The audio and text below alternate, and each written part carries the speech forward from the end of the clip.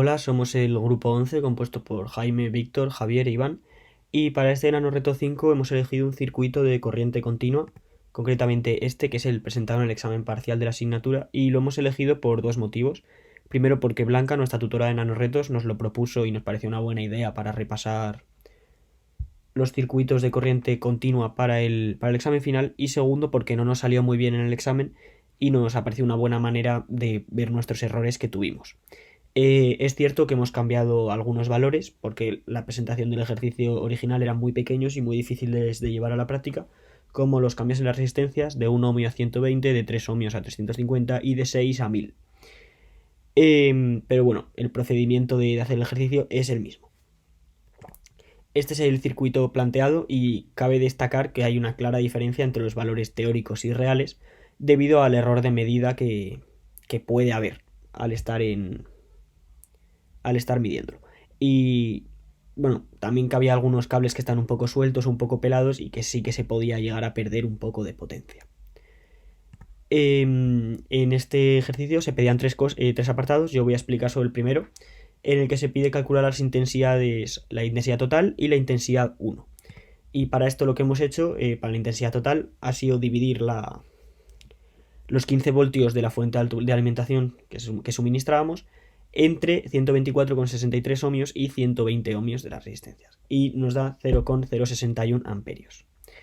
Y para calcular la intensidad 1, primero hay que calcular la diferencia de potencial entre los puntos B y A. En los que se multiplica 124,63 ohmios por 0,061 amperios, que es la intensidad total, que nos da 7,60 voltios. Y por lo que nos obtenemos como resultado que la intensidad 1 es la diferencia de potencial partido de la resistencia 1, que es de 350 ohmios. Y el resultado de la intensidad 1 es 0,022 amperios. En el apartado B nos pide calcular la potencia disipada en el circuito y la potencia disipada por la resistencia R2. Para calcular la potencia total disipada en el circuito hemos aplicado dos fórmulas. La primera consiste en multiplicar el voltaje por la intensidad total, 0,15 voltios por 0,061 amperios, que nos da un resultado de 0,915 vatios. Y la segunda forma es multiplicar la resistencia total por la intensidad total al cuadrado. Y esto nos da un valor de 0,910 vatios.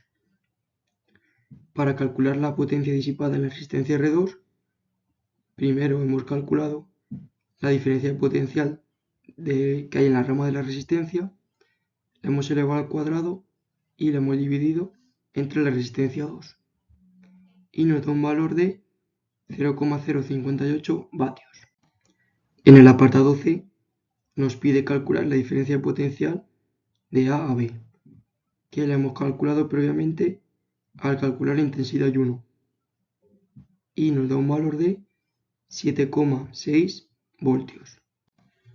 Este nanorreto nos ha servido de gran ayuda para la realización del último examen, debido a que hemos practicado de una forma experimental el desarrollo de circuitos de corriente continua.